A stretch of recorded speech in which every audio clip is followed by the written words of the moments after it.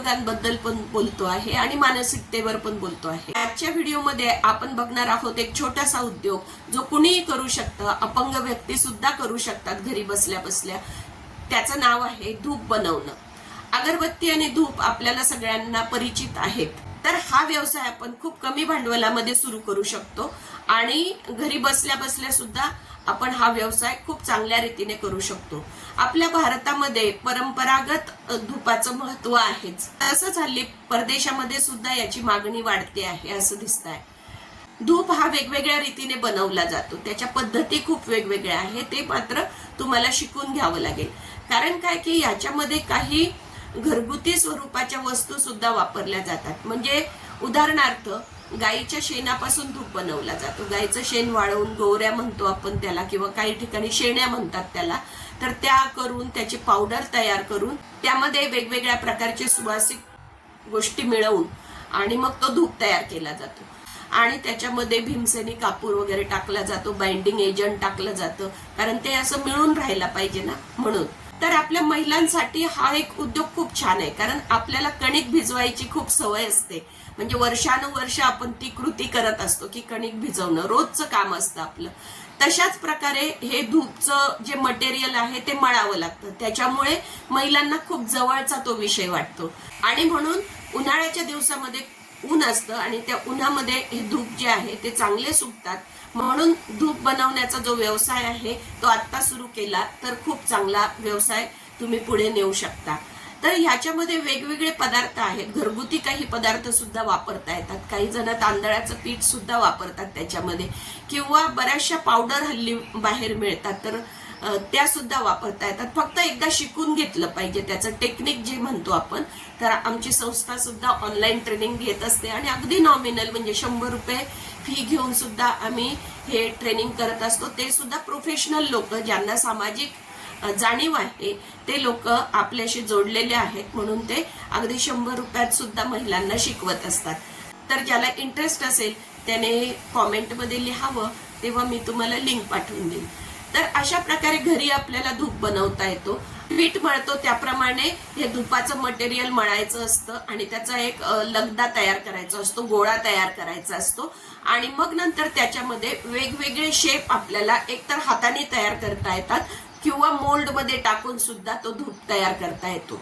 आणि 2 ते 3 महिला जरी एकत्र आल्या तरी सुद्धा, बचत गटाने केलं तर चांगलीच गोष्ट आहे, परंतु 2-3 महिला जरी एकत्र आल्या तरी त्यांना हा व्यवसाय करता येतो आणि एकत्र बसून त्यांनी वेगळा एक शेप ठरवायचा की कोणत्या शेपचं मला धूप बनवायचं आहे। म्हणजे बऱ्याचशा वेळेला वेगवेगळे शेप मधले धूप जे आहेत ते कस्टमरला आकर्षित करत असतात, तर त्याच्यामध्ये रंग सुद्धा काही वेळेला टाकला जातो, परंतु हल्ली नैसर्गिक धूप जो आहे त्याला जास्त मागणी आहे। त्याची थेअरी अशी आहे की आपल्याकडे बांबूचं प्रमाण सध्या कमी होत चाललेलं आहे आणि ह्या अगरबत्ती बनवण्यासाठी तुलडा नावाचा बांबू लागतो, ज्याचं पेर जे म्हणतो आपण किंवा नोड म्हणतो किंवा गाठ म्हणतो ती 12 इंचापेक्षा जास्त असते। तर तसा बांबू ह्या अगरबत्तीसाठी वापरला जातो आणि असा बांबूच जर कमी होत असेल तर अगरबत्तीमध्ये तो जाळता कामा नये असा एक विचार आहे आणि म्हणून अगरबत्तीऐवजी धूप वापरावा असा पण एक विचार पुढे येतो आहे। तर या धूप मध्ये कुठलीही काडी वापरली जात नाही, तो हाताने तयार करू शकतात किंवा तुम्हाला दुसरा एक त्याच्यामध्ये ज्याला सब बिझनेस आपण म्हणतो किंवा एक छोटा बिझनेस आपण म्हणतो की सेंटिंग करणं। म्हणजे धूप स्टिक जे आहे, रॉ धूप स्टिक जे आहेत म्हणजे कच्च्या धूप स्टिक ज्या आहेत त्या मिळतात बाजारामध्ये, त्या होलसेलने आणायच्या आणि त्याला फक्त सेंट लावून पॅकिंग करायचं, असा हा बिझनेस आहे। साधारणतः 2 ते 3 हजार रुपये जर तुम्ही इन्व्हेस्ट केले तरी सुद्धा तो बिझनेस तुम्हाला सुरू करता येतो आणि त्याच्यामध्ये 30 ते 50% पर्यंत मार्जिन मिळू शकतं।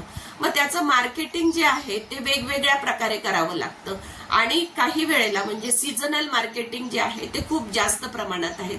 उदाहरणार्थ नवरात्र आहे, दिवाळी आहे, या सीझन मध्ये हे धूप खूप जास्त प्रमाणात विकले जातात। दिवाळीला गिफ्ट दिले जातात किंवा कॉर्पोरेट गिफ्ट दिले जातात, तर त्यावेळेला खाण्याचे पदार्थ सुद्धा हल्ली टाळले जातात आणि बाकीच्या वस्तू पण आपल्या घरामध्ये भरपूर प्रमाणात असतात।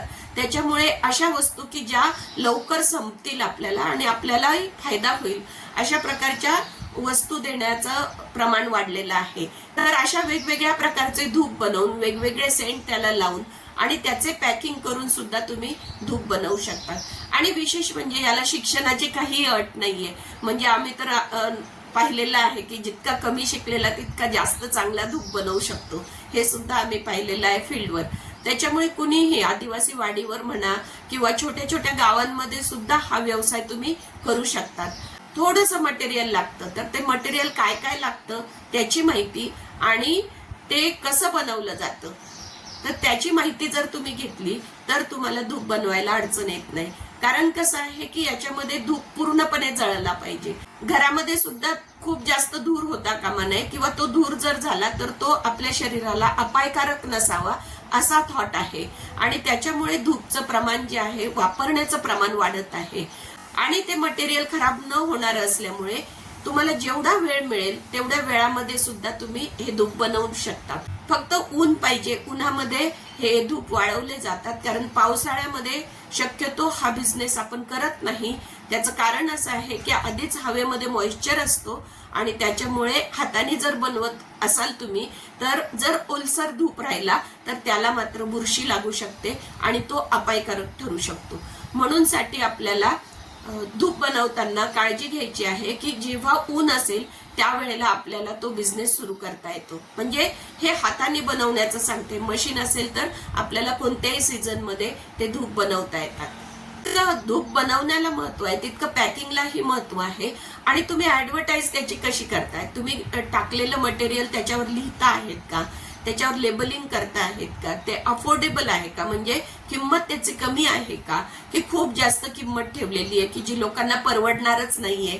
अशा छोट्या छोट्या गोष्टी आपल्याला लक्षात घ्याव्या लागतात. त्यावेळेला हा बिझनेस मोठा होऊ शकतो. याची ऍडव्हर्टाईज जी आहे ती सोशल मीडिया थ्रू करता येते. तुम्हाला स्टेटस ठेवता येतं किंवा हँडमेड अँड होममेड अशा प्रकारचा तुम्हाला प्रचार प्रसार करता येतो. किंवा पर्यावरणपूरक म्हणजे इको फ्रेंडली धूप सुद्धा हल्ली बनवला जातो. हे पहा, धूप म्हटलं म्हणजे धूर येणारच आहे, परंतु त्या धुरामध्ये फक्त आपल्याला औषधीय गुणधर्म असलेल्या जर काही गोष्टी असतील तर त्या शरीराला अपायकारक ठरतात. आणि म्हणून असा प्रचार करून तुम्ही तुमच्या धूपचं मार्केटिंग करू शकतात. विविध प्रकारचे त्याचे पॅकिंग करता येतात. एकदम अट्रॅक्टिव्ह पॅकिंग जर केलं तर ते गिफ्टिंग साठी सुद्धा युजफुल आहे. कारण आपल्याकडे धार्मिक गोष्टी जास्त आहेत आणि दर महिन्याला जवळपास सण येत असतात आपल्याकडे. आणि फक्त सणच नाही तर दररोज धूप लावण्याची सुद्धा पद्धत आपल्याकडे आहे किंवा अगरबत्ती लावण्याची पद्धत आहे. तर आम्ही म्हणतो आहे की बांबूचा असा जाळून ऱ्हास करण्यापेक्षा जर तुम्ही तुमच्या भावना ज्या आहेत त्या सिस्टमॅटिक पद्धतीने जर समजा धूपाच्या स्वरूपात आणलात तर त्याच्यामध्ये एक छोटासा बिझनेस पण होतो आणि पर्यावरणीय सुद्धा त्याचे फायदे आहेत. आणि म्हणून तुम्ही इको फ्रेंडली धूप तयार करू शकतात. ते धूप बनवताना जर तुम्ही व्यवस्थित अभ्यास करून ट्रेनिंग घेऊन जर बनवलं तर तुमचा हा छोटासा बिझनेस नक्की मोठा होऊ शकतो. तर कशी वाटली ही माहिती तुम्हाला नक्की सांगा, कॉमेंट करा, लाईक करा आणि सबस्क्राईब करा आपलं सत्कर्म चॅनल. धन्यवाद.